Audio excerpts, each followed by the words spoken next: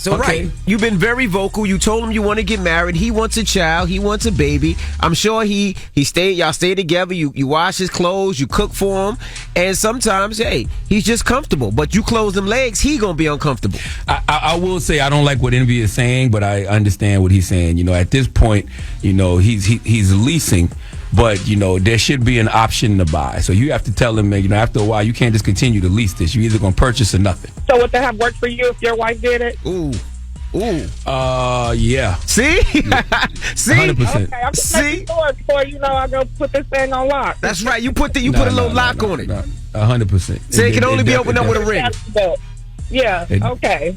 And because there's other things too, right? Like, you know, we had a child. So, you know, when you got your daughter asking, like, why y'all don't have the last name, at some point as a man, you like, why don't we? Like, what am I waiting on? Like, what's the problem here? You know? So, yeah. He needs to get it like together. You're married without being married. Why do that? That's right. He needs to get it together. Like, yes, marriage is a beautiful thing. Get it off your chest. It's the Breakfast Club. Good morning. The Breakfast Club.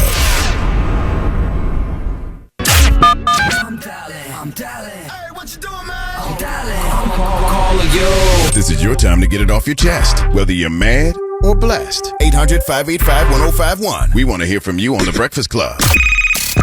Hello, who's this? Hey, how's it going, man? This is Trey.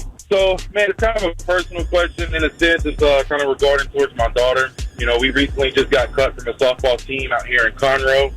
And, honestly, I feel like it's personal. Maybe you guys can tell me I'm right or wrong.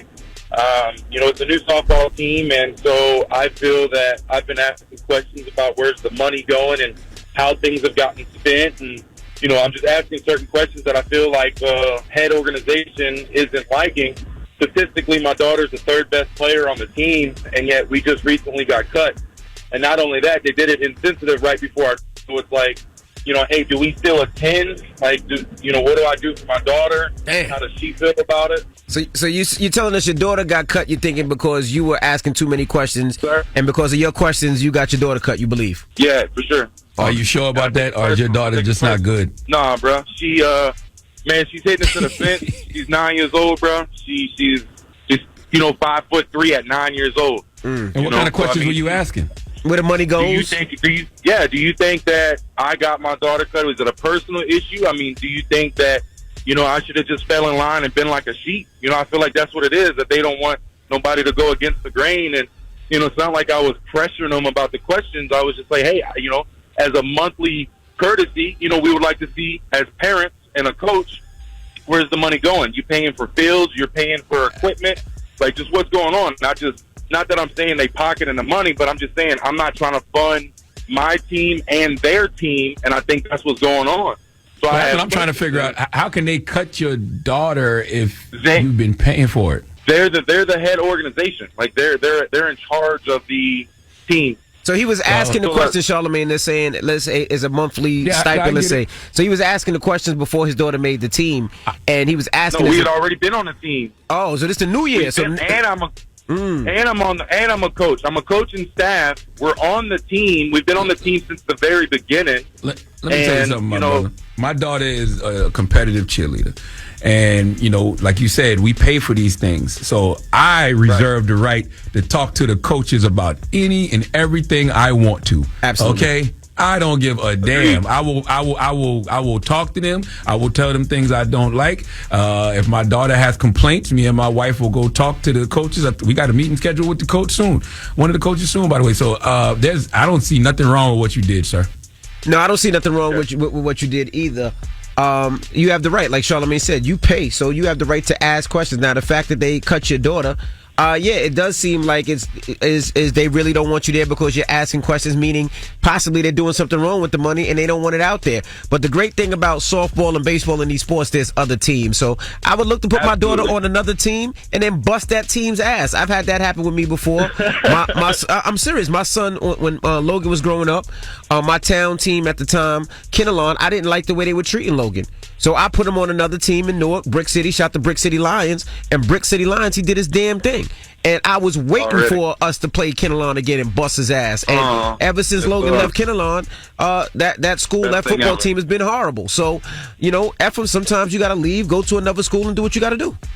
And and I agree. I respect that answer. And honestly, I had a meeting with the coach, and on top of that, the head coach is a 19-year-old little girl, and I say little girl because she's 19.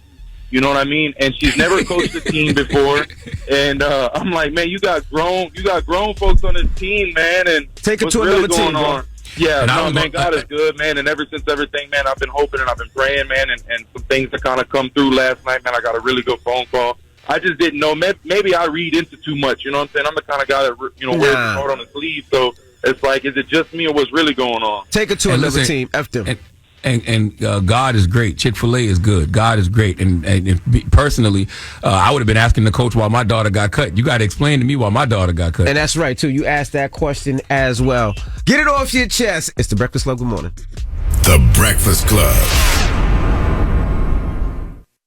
The Breakfast Club. Your mornings will never be the same. Morning, everybody. It's DJ Envy, Angela Yee, Charlamagne the God. We are the Breakfast Club. We got a special guest in the building, Icewear Vezo. What it do, brother? How you feeling? Man, you look good, brother. You got a whole lot of new money. You heard? I'm trying, man. I just look like it. That's all. How you feeling, though? Man, I'm feeling good, bro. I'm blessed. Everything well. Kids good. Old lady good. You know what I mean? Absolutely. Just take it one day at a time, brother. That's well, right. I'm glad you're up here because since you signed with Quality Control, I'm like, we got to get Vezo back on the show. Yeah, so. I appreciate that, too. Clearly, it was a very lucrative deal. Yeah, it was good. It was a good one. We actually did a partnership 50-50. Okay. So, that's why, I appreciate that situation. I appreciate P for letting me approach it as a young boss. Mm-hmm. You know what I'm saying? In the making and just, teaching me the business and showing me how everything works and allowing me that opportunity to grow my company as well. So we did a 50-50 partnership, I did convince you to partner with QC. What was that conversation like? I convinced myself, honestly. Me and P been building for probably like a year and a half straight without talking no business, none of that. We just been vibing and moving around and growing to understand each other, and learning each other mentally. You know what I mean? And I just like how bro rock. I like how he operate. I like how he think. And he ain't no selfish dude. Like he want youngins to really get everything out of that. It's bigger than just being an artist. P gonna show you how to really, really turn up and think for the long run and not just like a rapper at that moment, So I felt like it was a perfect situation for me, which it was to me. And I think I saw somewhere that you said Takeoff was the first person to embrace you as an independent artist. Literally, man. Takeoff back in like 2015. Takeoff came to my restaurant. I had bought a restaurant when I was a kid and a car wash and a dispensary. Takeoff was in Detroit. He DM'd me like, bro, I'm in your city. Let's link, tap in. He pulled up at the restaurant, bro, and he gave me a lot of game, like a lot of motivation. I was fighting a Fed case at the time, and he told me, like, bro, like, just seeing everything you got going on and how you moving and just knowing how young you is right now, like, bro, you keep doing what you're doing, you're gonna be big, bro. Stick to the music, you're gonna be something when you get out. Wow. Promote my music and posting my music, gave me a verse, all that. Like, he was the first ever. Wow. In real life, yeah, the first. And it came back full circle, so I'm sure when you connected with QC, I'm sure he was one of the first people to congratulate you. Absolutely, he definitely was. Even before we locked the deal down, he kind of heard about it. He like, bro, that's a good move, bro. I'm proud of you. You know what I mean? Keep doing your thing. And, it's just unfortunate situation like with Tate, cause bro really a solid dude, and people say that every time somebody passed, but like he genuinely was that. He was a good brother, like a real good guy. He had his head on his shoulders, and one thing about Takeoff, he never tried to be somebody or something that he wasn't. He was always himself, from my understanding, from how I knew him and how I met him, you know what I mean? So rest in peace, Takeoff. Do black men ever truly escape, man? Honestly, to an extent, yeah, but for the most part, right now, it don't seem like it. It don't seem like it. We living in a time where everybody got something to prove. Everybody worried about what the next person think about them. And right now, to me, I think the black man biggest downfall is their pride. It's the pride. Pride is our number one downfall. We let our pride get in the way. And every time I ever use my pride, I fail right after that. I learned that the hard way. So, with the pride and the ego and throw the money into play, it's too much, bro. And I think we gotta. I don't think we giving ourselves the chance to grow. You know, we not letting ourselves elevate because we too focused on worldly things. You know, I just recently learned that men's #1 cause of depression is environmental stress. Literally, that's the #1 cause, environmental stress. Meaning everything that we around and everything that we surround ourselves around. You know, so until we able to kind of evaluate who and what we got around us and change our environment, we not gonna allow ourselves to grow. How do you think having your wife has actually helped you through so many different things, though? Having a great partner, I think, is one of the most supportive things that you can have. Absolutely. My wife played the biggest part in my life. You know, women mature faster than us. And there's so many times where I thought like foolishly and childishly, and she checked me. You know what I'm saying? Like, my wife is like my backbone. She is that same part that at times I don't have, you know, and I know when I got married, God blessed me in a different way, you know, because it gave me some type of foundation to fall back on and something to stand on. Like, you know, I say this all the time, like the best attribute a woman got is their intuition. That's that other sense. Like, a woman's intuition is unbelievable. You know, anytime my wife ever told me something, she ain't never been wrong. And I learned the hard way to not ignore her, to not ignore her feelings, to not ignore her thoughts and you know, and her views on pretty much everything. You know, so without my wife, I don't know where I'd be at, and I genuinely mean that. Like, she stood tall for me a million times. And don't it feel good, speaking on that intuition, don't it feel good when she know you solid, when she know you doing what you supposed to be doing? Because they know when we doing the bullshit. Yeah, they do. But when we get our together, they know that too. That feels so good. It feel amazing. She know me. Sometimes I feel like she know me more than I know myself. All right, we got more with Ice with Vezzo. When we come back, it's the Breakfast Club. Good morning. The Breakfast Club. Morning, everybody. It's DJ Envy, Angela Yee, Charlamagne the Guy. We are the Breakfast Club. We're still kicking it with Ice with Vezzo. Charlamagne? I also read that you manifested the QC deal while you was in prison. I did. I told that we was in the TV room. I told that to my little homie Rello, Free Rello. He about to come on in a minute. And we was watching the BET Awards. And I told him, like, bro, you know what? When I get out, I'm signing with QC. I like how Buddy move. I like how they rock. If on the out looking in, it felt like he let the artists do what they want to do, and he rock. They come up with a plan, and he get behind that plan for them. I manifested that. I manifested everything in my life. I manifested my wife. I told her mom when I was 14, I'm gonna marry her daughter. We gonna get. I no, real talk. I told my wife mom that, listen, I'm gonna marry your daughter. I'm gonna become a millionaire. I'm gonna buy her a home, and we gonna have children. And I did every last one of them. Wow. I married her, bought her a home, and I had kids by her.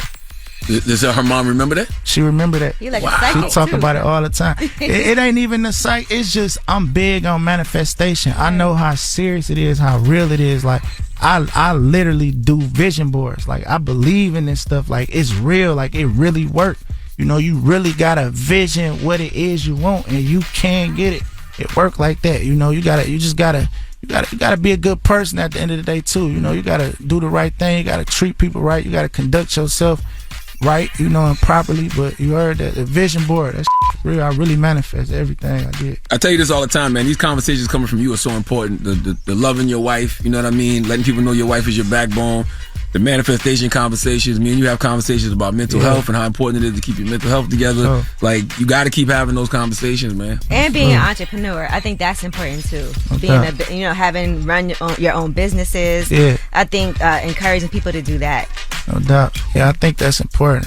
I want a lot of more black men to talk more about mental health, and you know, and bro, it's not. I'm from the street, bro. I'm a street guy, ex-street guy. I have no problem with, you know, speaking on mental health and, you know, manifestation. This work. It's not lame, bro. It's cool. Y'all can do that. You know, be yourself. Like, this stuff really work. You know, you want to be successful. You want to be healthy. Have some type of longevity at whatever it is you do. Change some of them ways and read and get some knowledge. Ain't nothing wrong with that. I I think somewhere down the line we made being smart uncool or something. You know, I really feel like that. Yeah. Like a nigga lame if he got some type of sense. And that ain't the case. You know what I'm saying? That ain't how it go. Like, the real street guys is the one who try to do everything in the world to get away from being like that. Mm-hmm. You know the guys that ain't really street, you know, they do everything in the world to try to be like that. Mm-hmm. They kind of got it backwards. You know, it's just a little off. You know, and as an artist and a rapper, I feel like it's part of my responsibility. You know what I'm saying? To be 100 and let people know how I'm really coming mentally, how I think, how I operate, whatever. And they can judge me however they want to. You know, they don't know me, and there go that part where, you know, it's not my job to care what somebody else think about me either. You know what I'm saying? So yeah, I think that's important for every artist to do that. And I know for a fact, majority of successful people and successful artists, not saying that I'm successful, I'm just saying just period, like everybody got some type of sense. You know, anybody with some type of longevity, they got some sense. That's right. You know, and it's okay to promote that. You know, we got to push that off. We got to create a whole new agenda, man. We got to save our people for real. It starts with accountability, though. Absolutely. That's why my favorite question to ask brothers nowadays, let's say, hey, man, what the hate more, reading or accountability? Accountability, without a doubt. I'm guilty of it at times. Yeah, all of us are. Ice Web Bezel with The Breakfast Club. The Breakfast Club. Your mornings will never be the same. When it's time to get with someone special, the best way to do it is with Magnum large size condoms. That gold foil wrapper is a badge of honor, and it means you're protected. And you take care of things with comfort. Accept no substitutes. Bring the pleasure with the gold standard. Magnum large size condoms. It's topic time.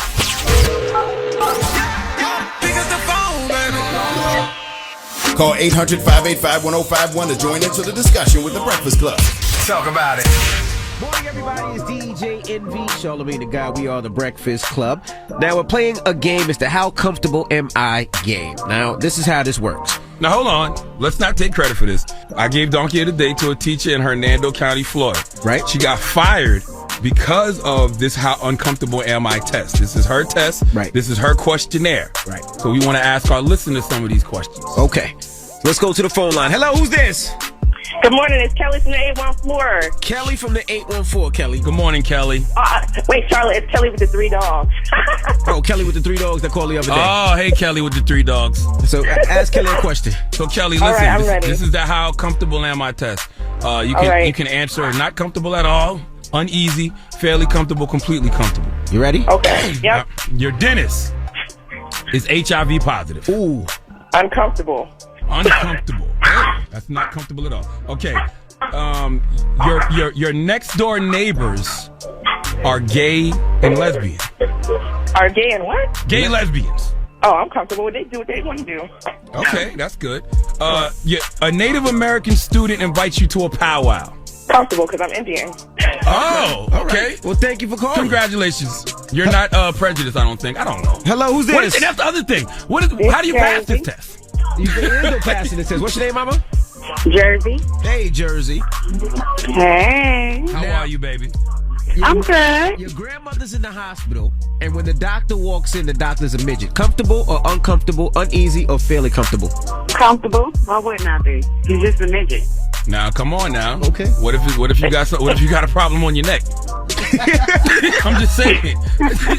I'm just saying. I gotta think I'm about pretty this thing. sure that he has a stool in there. He's a doctor. He had to come in there prepared. That's Okay. true. You're right. Now, you're on a plane.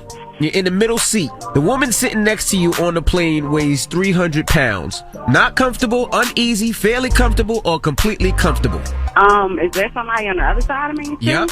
I'm probably gonna be uncomfortable. Them plane seats kind of small. Listen, planes are not made for fat people. God bless them, but hey, all of us have been in that situation where we've been sitting in that seat and seeing a fat person on a plane. I was like, please, Lord, no, please, Jesus, no. Now, your last one. Your dentist is HIV positive. Oh, I'm completely uncomfortable. I'm not even. Yeah, no. If I know, I'm not going to that dentist anymore. Hey, at least you're honest. All right. I have no problem with the honesty. Okay, thank you, mama. All right, The Breakfast Club, good morning. The Breakfast Club. Morning, everybody. It's DJ NV, Angela Yee, Charlamagne the Guy. We are The Breakfast Club. We got a special guest in the building, and she's legend. moving ish around here. That's right. Yeah. Charlamagne always has his book behind everybody. That's right. changes today. That's right. That bitch is. Look at that. Jennifer Lewis, Walking welcome in back. my joy. She fine too. In these streets. That look like a White House photo. Y'all better order it. If I don't get on the New York Times bestseller, everybody goes down and Auntie is over. Well, welcome. How are you doing? How you feeling? Yeah, how you feeling? Guys, come on. Stressful time, right? Not at all. Okay. I'm happy as a lark. I wrote this book during COVID. I had to get it out of me. There's not a person in the world that did not contemplate their death. Ooh, you're right. And I told my family, I said, if anything happens to me, because I'm 65 now, you get that book out. You're not no 65. Yes, I am. Fine. You and then I find ain't 65. Pretty bitch. I'm so pretty, I can't see straight. I get up every morning. The kids love this. I brush my teeth, spit it out, look in the mirror. And I say, pretty bitch.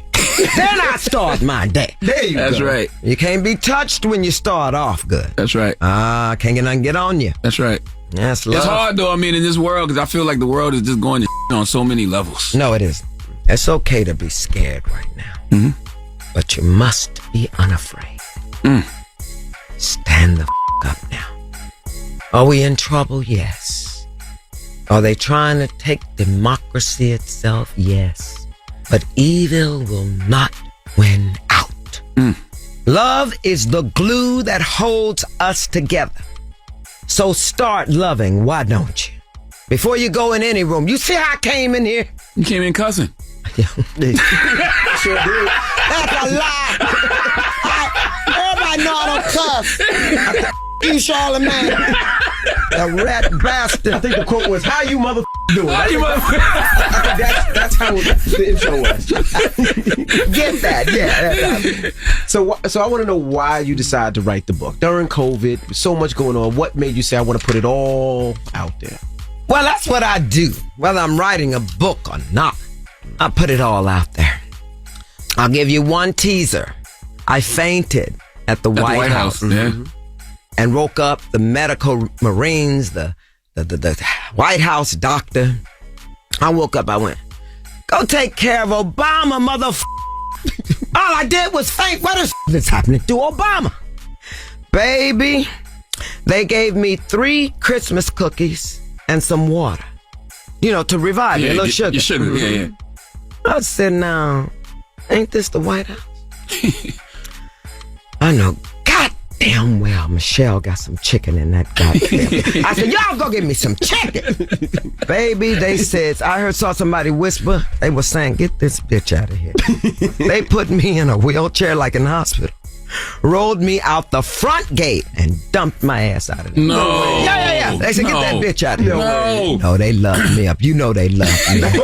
They loved me up there. Everybody was so concerned. I forgot to eat. I was so excited to meet the president and first lady. I'd met them before, maybe 2 or 3 times, but I met Barack when he was a senator. Oprah had a fundraiser for him. Stevie Wonder sang. It was beautiful. That bitch had so much land. I was like, go on, Oprah. Did the Obamas check on you afterwards? Hell no, he'd gone on upstairs with Michelle. Not an email later or nothing, phone call? And he probably never told him that a crazy bitch was in the White House.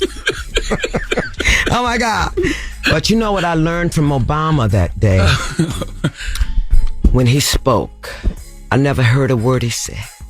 I only saw his compassion for the families of the victims that had been shot in the church. Emmanuel and me. And I have been a real big activist since Trump was elected. You feel because you see what's missing. Like, you know, even if you don't agree with everything that Obama did policy wise, absolutely, that compassion and that the empathy. other thing, he led with love. Yes, that's why Trump can't with him. Come on now. You leading with hate, he's leading with love. You don't win. You cannot destroy love. You can't match it. The only thing that matches love is love. I agree with you, but how do you explain white supremacy? Because that's been leading with hate since the day we got here. Y'all don't want to start me. Yes, we do.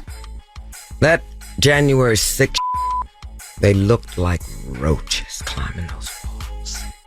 How dare you motherfuckers. We built this building. See, they went on tour the day before. to see what they were going to get in. Mm-hmm.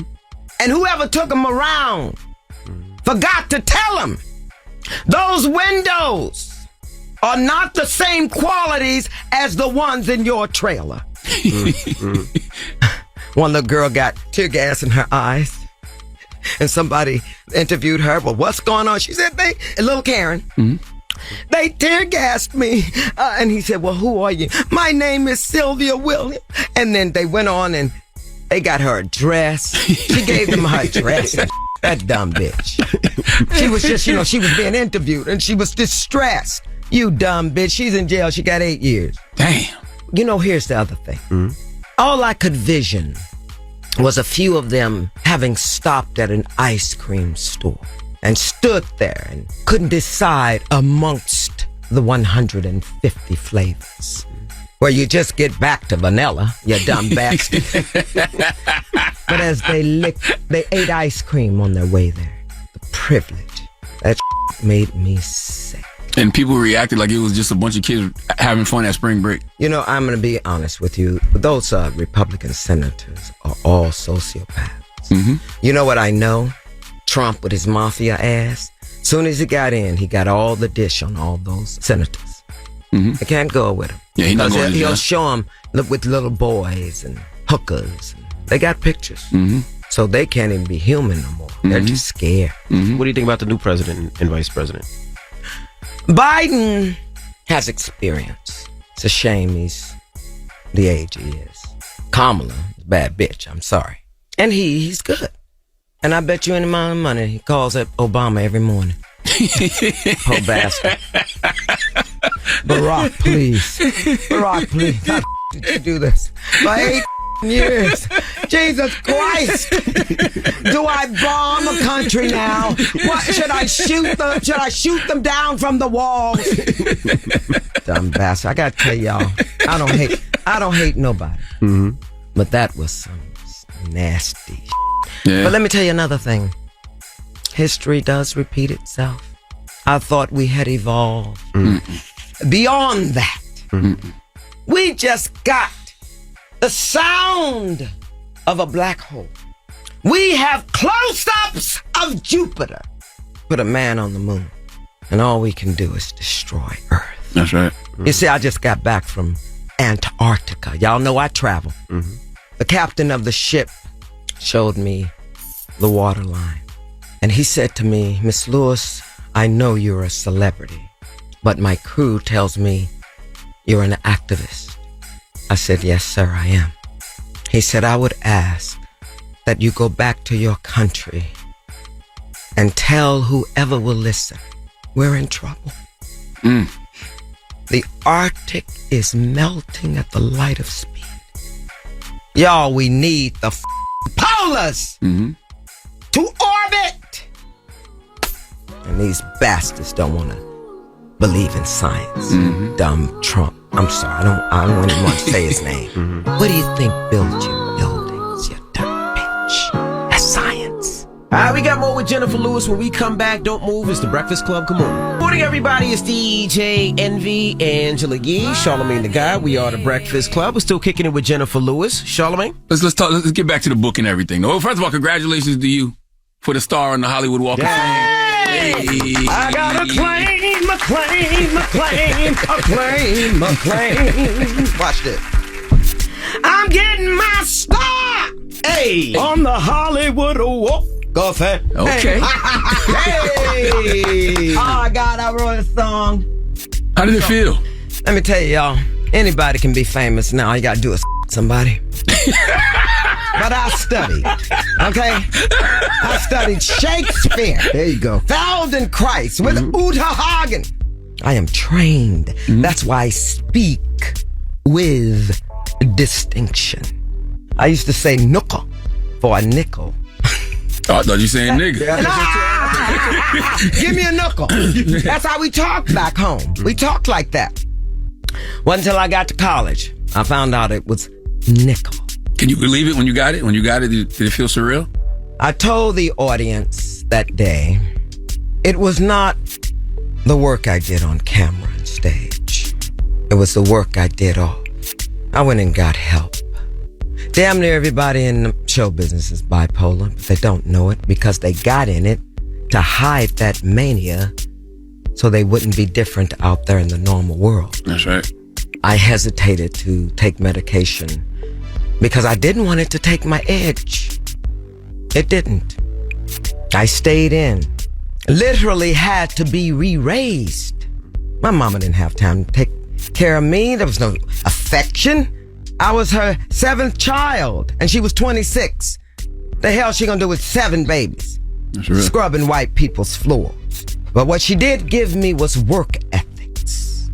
She stopped scrubbing white people's floors, and she went and got her certificate and became a nurse's aide. She said, I'll be damned if those white people come to my house to check it out so I can get a welfare check. You remember they used to come in there, make sure the father wasn't there. See, if the daddy was home, you didn't get welfare. If they came in there and saw you had nice stuff, that was reported. Here's a story you don't know. I'm about, how old am I? 35. No, I'm 65 now, but I'm trying to tell a story. Oh. I was 7 years old then. White man came to my mama's house to check on it so she couldn't get a welfare check. Comes right to the front door. Doesn't come all the way in yet. He peered in and saw an upright piano that a white family had given my mother. And he said these words, where you get that piano, nigga? I stand there with my thumb in my mouth thinking, no, you the nigga this morning, because you going down. I knew that in my trouble. My mother went to the back, came back with the bucket we used to use to pee in, and because we had an outhouse. But we would pee in a bucket. But if you had to poop, you had to go outside. My mother came back with that bucket of piss and threw it all over. I was like, well, you won't say that no more. That's right. Out to her. That's My right. mother was a gangster. Alpha. She fed us. Did whatever she had to do. The pipes would break in that cold St. Louis weather. We would ice skate on the kitchen floor. Run around. You know, we didn't know. That had to empower you as a child to see your mom stand up to that white man like that. She got a job. We were off welfare. She said, these motherfuckers will not tell me what to do with my life and my children. My mother didn't play. She taught me work ethics. That's why I'm still here. That's why I have sustained in show business, you see. Not even me can stop me. I was given a gift. That's right. And I honored it. Stayed alive. Stayed healthy. Look at me now. God damn it. I love 35 years young. I hit a high note from my... Y'all don't know. Walking in my joy. Who has the audacity to write a book called Walking in My Joy? How does somebody walk in their joy? We only have 5 minutes because she has to go. But I'm just... Dad, I don't give a about the other interview. I'm staying here because I know I'm talking to a lot of black kids. There you go. That's right.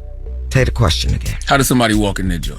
Live on purpose. It's called life. Look what we have, the planet. Oh God, y'all, I've been all over the world. It's so beautiful. I just got back from the Himalayan mountain range. I saw Everest. Took a helicopter. I saw the base camp, you know, where they start to climb the summit. We saw a few of them going up. Y'all know I wanted to climb that mountain when I was 13. And there I was looking at Everest, a little poor girl from Kenlock, Missouri. I went to the Taj Mahal. There I was. I went to Angkor Wat in Cambodia. I went to the Grand Mosque in Abu Dhabi and Petra in Jordan. All cultural treasures of the world. We shouldn't destroy this. Human beings have got to be nicer. Live on purpose, y'all. Do your homework. Do the work. Write it down. What you want to do today. How can I be nice today? I told you last time. You got to be happy on your way to happy. Don't think you're going to get there. And then I'm happy. Oh, look what I got. No, you're the same piece of shit you were when you started. That's right. If anything, it makes it worse. Absolutely. And what gives you that joy? What gives you the most joy? Is it acting? Is it activism? Or is it traveling? Or is it something that you haven't mentioned? What's more exciting to me right now than anything is that I can look at you all and know that the only thing I can do for you is live my best life. Yes, look at me. I take care of myself. You think this is easy? I'm in Pilates. I'm in yoga. I eat as well as I can. Stop eating all that fried chicken. Get so sick of seeing my fellow sisters walking down the street and they can't even get around. Mm-hmm. What, are you gonna die and leave your children here for somebody to molest? Keep your ass healthy. Come out of them dark rooms with all that depression. Stop yourself. You go get some help. But you can start by journaling. What do I want? Mm-hmm. Who am I? And if you don't know, make some shit up. When did you first start going to therapy? Wow, I was 33 years old. Okay. I spent half my life depressed and manic as hell. Did you know it was depression? Absolutely not. It was normal. That's right. I cried every night of my life. Well, there were some nights I had sex and that was all right. I didn't cry that night. I was like, Merry Christmas. Hey, you ever cried over some bad sex? Like, ugh. Bad sex? Like, I wish the he would. Not if I was...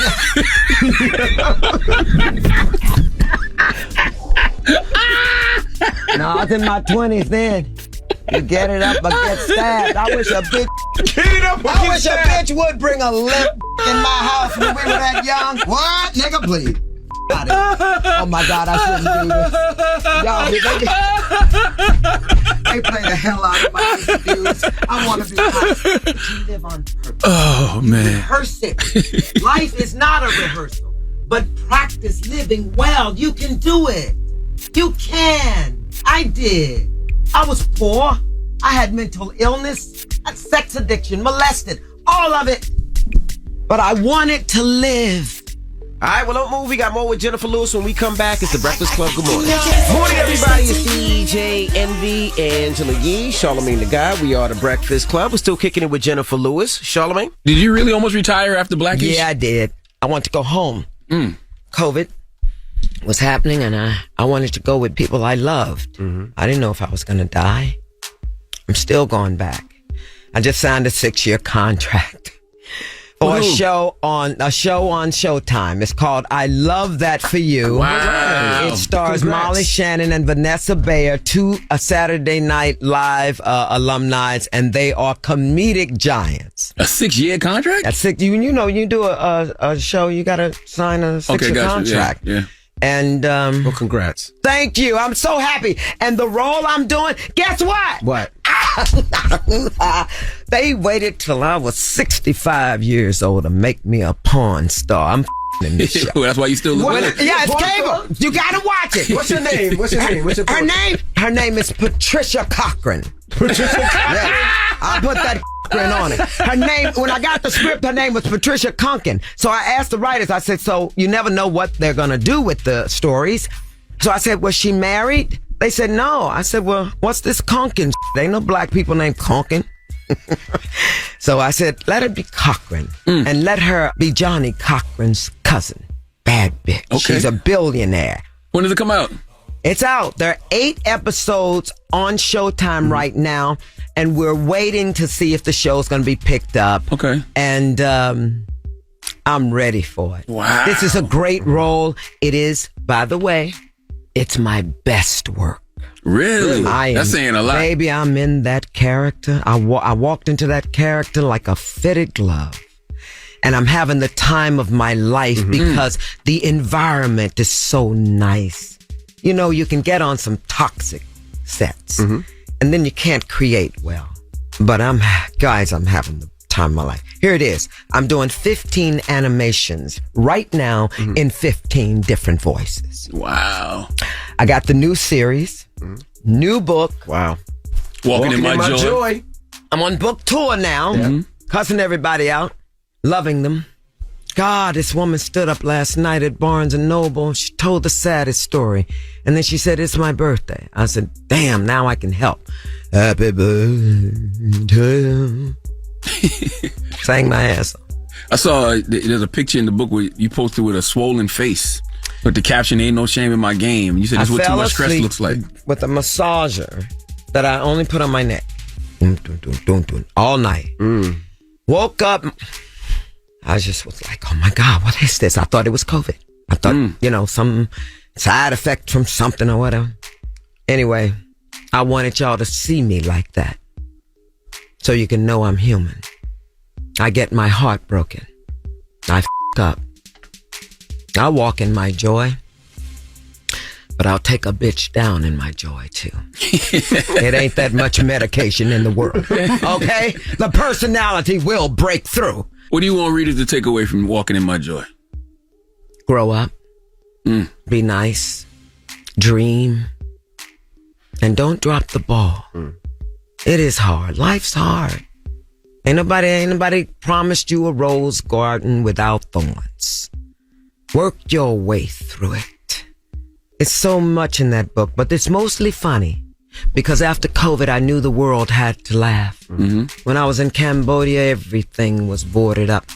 My guide said on any given day, there were 7,000 tourists. There were 400 that day. Wow. Everybody's suffering the residue of COVID. So that's why you gotta be nice. People had family members. Many people died from this thing. I think it's 3 million something passed. The world is mourning. Stop fighting. Be compassionate. Take care of one another. We all bleed. Didn't it teach us that if one of us sneezes, we're all sick? It went around the world. Somebody sneezed. They didn't know. So be nice. Keep saying that. Do something for somebody. I fed a lot of families during COVID.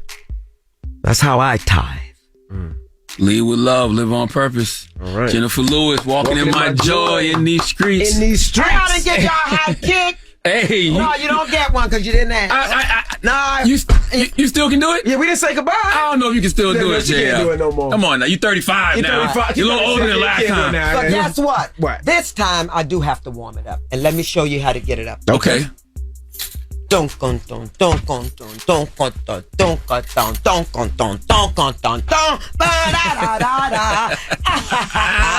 can't do this. And don't try to do it. I've been doing this since I was 19. I got trained by a can dancer. Yes, ma'am. He told me to stand in the doorway and just let like a pendulum. And it has to Wow. be there one day. Yes, ma'am. So, that was homework. That's history. Absolutely. You don't stop. Keep training. Keep working out. Move your body. Walk around the block. That's Try right. to eat right. I want my people to be healthy. That's right. Why you got 2 eyeglasses? I'm a crazy motherfucker. I will lose some. I think my short memory's gone. That's okay. Well, I'm gonna go do whatever I got. Ooh, I need this water. you left And drink water. Hydrate, please. Dumbass. You left us a lot of memories. We love you, Miss Jennifer I Lewis. love y'all I got that for you. No, I'm showing it. Oh, okay. Ladies and gentlemen, I love you more. it's Jennifer Lewis. It's the Breakfast Club. Good boy. It's time for Donkey of the Day. Donkeys of the day, ask Charlamagne. I'm a Democrat, so being donkey of the day is a little bit of a mixed blessing. So like a donkey. Hee-haw. Okay. Donkey of the day. The Breakfast Club, bitches. Now, I've been called a lot in my 23 years, but Donkey of the Day is a new one. Hey, guys. Donkey of the Day for Tuesday, April 11th goes to United Airlines as a staff record label airline and mother effing crew. Okay, now let the record show. I fly JetBlue. I'm a proud Mosaic member, and when it comes to overbooking, JetBlue flyers don't have that problem because they don't overbook flights. I think overbooking flights is greedy. I think it's an inconvenience, and I wish it would stop. If it's 100 flights on a plane, sell 100 flights. 100 seats. 100 seats. What did I say? 100 flights. I'm on drugs. If there's 100 seats on a plane, sell 100 seats. Okay? Don't do people like that. All right? People got places to go, people to see. I don't want to spend a few $100s on a flight, and then when I get there, you telling me the flight is overbooked. It makes no sense, and it causes unnecessary problems, like the one we saw yesterday on a United Airlines flight headed from Chicago to Louisville. Now, the man, who has not yet been identified by name, of course we all know what he looks like by now, he was forcibly removed because, according to a statement, the airline said 4 crew members needed to get to a flight departing from Louisville, otherwise it would be canceled. Now, passengers were asked to give up their seats voluntarily, and when no one volunteered, which is perfectly fine because they don't have to, because they paid for their seats like everyone else, and they have places to go, and it's not their fault that airlines have this dumbass policy called overbooking. Now, when no one volunteered to give up the seat they paid for, the airline was forced into an involuntary deboarding situation. Never heard of that. Never heard of it until yesterday, but I now know that it translates into, okay, now get the hell off this plane or somebody getting their ass beat. Well, 4 passengers were selected to get their ass kicked, but for whatever reason, they decided to only make an example out of one. Some poor little Asian doctor who was minding his business and needed to get home to see his patients. When the man refused, as he had every right to do, United Airlines said it then followed U.S. Department of Transportation protocol and calling in local law enforcement to forcibly remove the man from the plane after he refused to leave. Would you like to hear how it sounded? Here you go. Hey,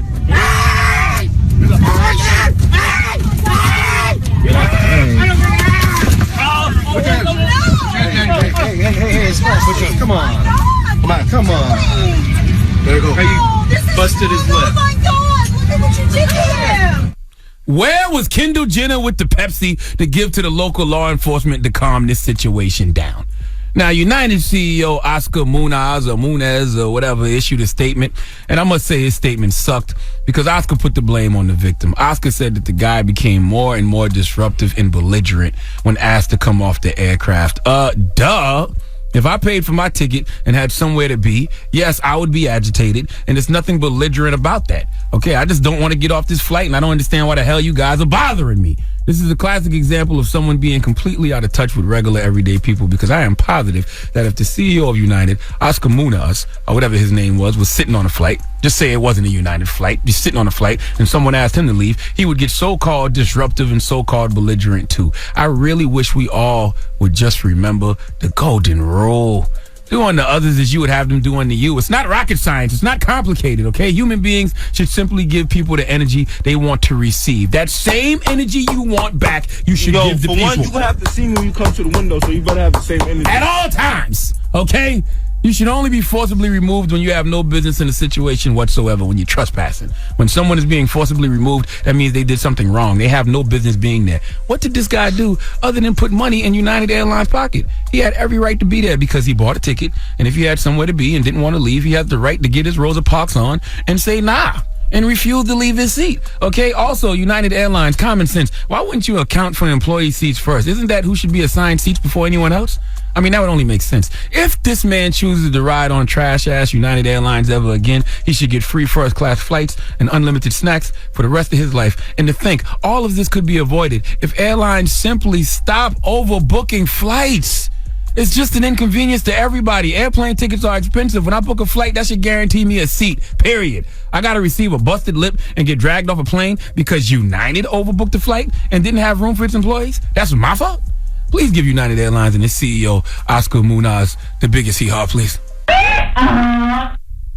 I'm just saying. Well, they was saying that they had to, this alleged, that they had to fly the crew in to another city because there was an airliner there that didn't have a crew. And if the crew didn't make it to that city to fly that next airliner, instead of 4 people being upset, it'd be a plane of over 100 people being upset. What so that have to do with me? That's why they had to fly the plane, the crew in, allegedly. What does that have to do with me? What happened to the customer always being right? What does that have to do with me? I'm sitting on this plane, minding my damn business. Okay, what does what's going on with United and its employees and what crew got to be where got to do with me? And they said there's a stipulation when you buy your ticket that if they need the ticket back or they need that seat, that they could possibly take it. That's what they say. Never heard that stipulation in my life. Me neither. Never seen that in the fine print ever. The Breakfast Club. It's topic time.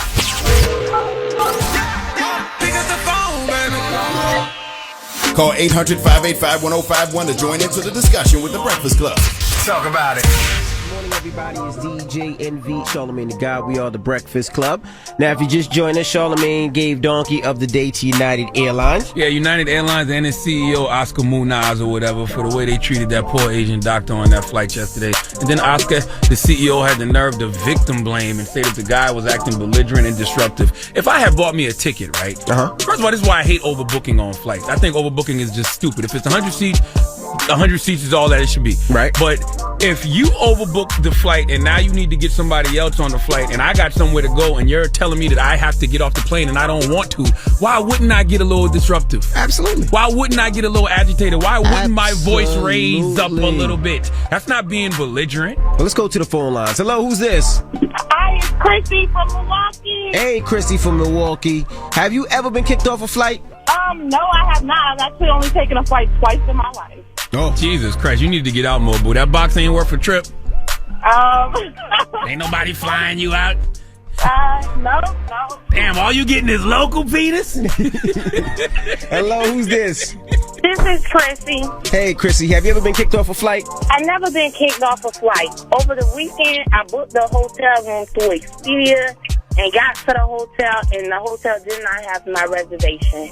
Already paid for, went to like 14 different hotels after that, just to have to find something that wouldn't really accommodate us with one king-size bed, and Expedia is on the phone like, oh, well.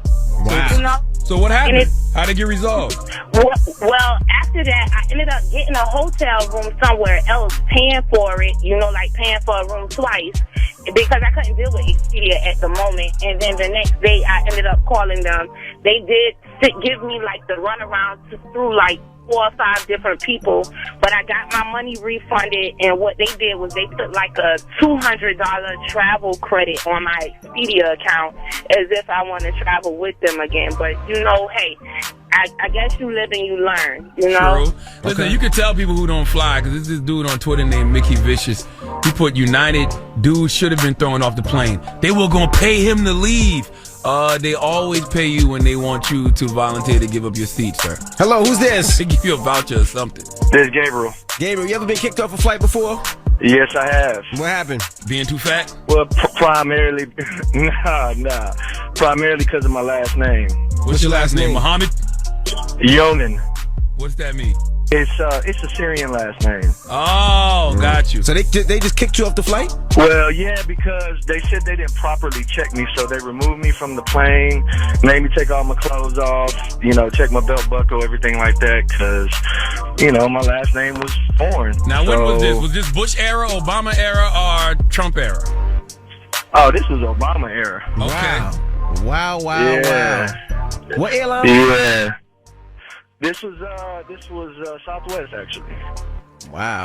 Yeah, and they pretty much, their whole thing was, we got to make sure that all of our passengers are safe, this, that, and the other. But here's what I want to say about that, because, I'm an American. I was born an American. I don't care what my last name was. I paid for my flight. I did exactly what I was supposed to do. I really felt violated at that point, Yeah, I would have got off that plane and I would have sued the ish out of them. And I'm going to be honest with you, man.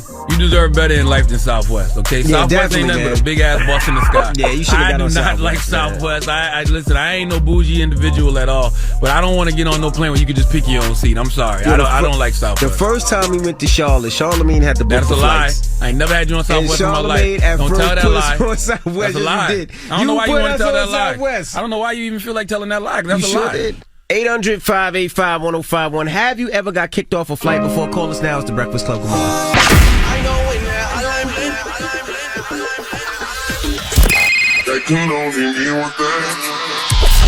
Call me. And your opinion to the Breakfast Club topic. Come on. 800-585-1051. That was Drake with Fake Love. Morning, everybody. It's DJ NV Angela Yee, Charlamagne the God. We are the Breakfast Club. Now, if you just joined us, we're asking, have you ever got kicked off a flight? Now, this comes from Charlamagne giving United Donkey of the Day. Yeah. They kicked this gentleman off really for no reason. For no reason. And this dude, it was because of overbooking and he didn't want to voluntarily leave, so they had him forcibly removed. But a young lady on Twitter said to me, hey, see the God on my way to work. Her name is at Voodoo Doll. She said, you just said, and I quote, nobody's pulling me off a plane. You sure about that, Pumpkin? I'm absolutely sure of that. You're not pulling me off the plane. I'm going to leave first. You know who you're talking to? Who? Voodoo Doll. She's pulling you off a plane. But I'm going to leave. And the reason I'm going to leave, because I saw the video of what they did to this Asian man. So either we going to fight or I'm just going to walk off the plane. Hello, who's this? Good morning. Hey, I know you don't want to say your name. Now you. Oh, no, my name is Michelle. Good morning. Oh, okay, Hey, Michelle. Now you work for United. So here's my story with United. I've been a Star Alliance member for years, and I haven't had to be removed from a plane, but unfortunately I am that frequent flyer who shows up, and someone else has to be removed because I've actually shown up. But what I saw yesterday is so appalling. Shouts out to you guys for giving them Donkey of the Day. The entire crew of Flight 3411 and the Department of Transportation, Chicago O'Hare's entire, what do they call them? You know, the law enforcement. The law enforcement, exactly, that they have on right. All of them deserve it because no one should be treated that way. And you can't help but to bring race into the equation. Would they have treated someone who was a lot larger? Would they have treated a female this way? The fact that the over-excess of force. So, Charlamagne, I couldn't agree with you more. Where's the Pepsi ad? Both United, Pepsi, two others, you know. And they actually carry Coke products, but they might as well start carrying Pepsi products on those flights. Hold on, let me ask you one question, baby. Let me ask you a question. Sure. Since you have the preferred membership or whatever, would you even want the seat after seeing how they... No. Okay. No, you know what? I would love to find an airline who I can, like, transfer my mileage and you know, I have always had to fly to the West Coast, specifically San Francisco, and they are a hub for United. But after what they've gone through, what they did this weekend, no, absolutely not. I'm looking for shopping around for a new carrier. And the other thing regarding I can't remember the rule right now, but from an operational issue, they could have put either the passengers or their own crew on another carrier to get them out to Louisville. Absolutely. And, need be, you use a smaller plane and you charter your flight for your crew to get where you need to get to. But that is an operational issue from their central control. Absolutely. So, thank you, Michelle. You're very welcome. Thank you, Michelle. Hey. Hello, who's this? Hello? Hey, what's your name? Yo, my name's Tone Nice, man. Queen, stand up. Tone, how big are you, Tone? You sound like you got that same energy at all times. I got the same energy all day, my nigga. All day. Tone, how much do you weigh, Tone? Yo, listen.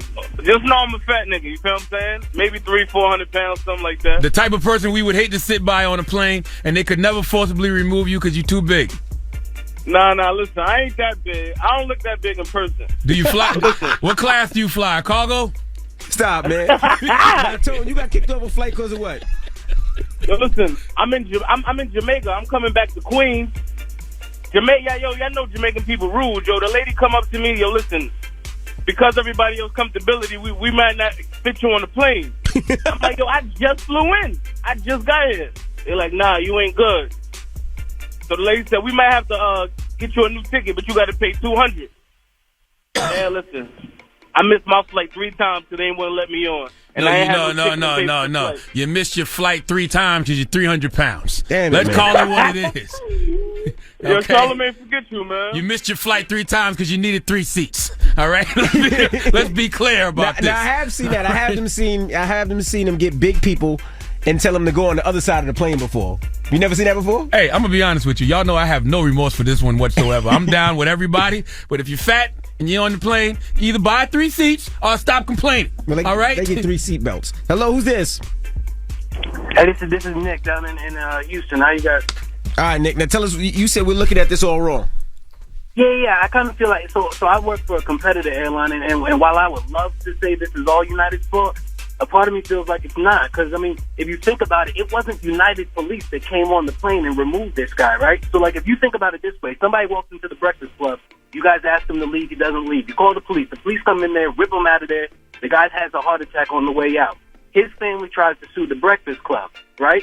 Is it y'all's fault that the man died when the police came and got him out? By the way, let's talk about all the people who have been forcibly removed from the Breakfast Club, because there's been some few. There's been a couple people come in the building. People that get forcibly removed from here deserve to get forcibly removed from here, because they're probably trying to assault me. Right. All right? Okay, yeah. And we throw them out first, and then the police come. Yes, these are people that are actually doing something wrong, so that's a terrible example. This guy wasn't doing anything wrong. He was a paid customer. No. Think about it, though. If somebody comes into the Breakfast Club and they're trying to hurt you, they breaking the Breakfast Club policy. The fact of the matter is that you really are agreeing to being able to be removed if asked to make room for employees, for airline employees. It's part of the policy. You can't. Either way. He shouldn't be forcibly removed, though, my brother. Like, there's no reason to be forcibly removed. I understand that, but it wasn't United that forcibly removed the guy. Is my point. He said it was the police. He said they he's right. They set the protocol. You're right with that, but the police. But it's still bad PR for United, though. It's definitely bad PR for United. Thank you for calling, bro. You're right, but it's bad PR for United. It's horrible PR for United. All right. Well, what's the moral of the story? Well, the moral of the story is I heard a great quote one time by a guy named Steve Dorfman, and he said the customer is not always right, but your job is never to show them how they're wrong. Your job is to be professional, courteous, accommodating, and to demonstrate emotional maturity, even and especially under stress. I saw United, the law enforcement, not be professional, not be courteous, not be accommodating. They definitely didn't demonstrate any emotional maturity, and that was a stressful situation, and they failed miserably. It's the Breakfast Club. Good morning. The Breakfast Club. All right, you got a positive note? The positive note is simply this. Getting your stuff together requires a level of honesty you can't even imagine. There's nothing easy about realizing you're the one that's been holding you back this whole time. Breakfast Club, bitches! Y'all finished or y'all done?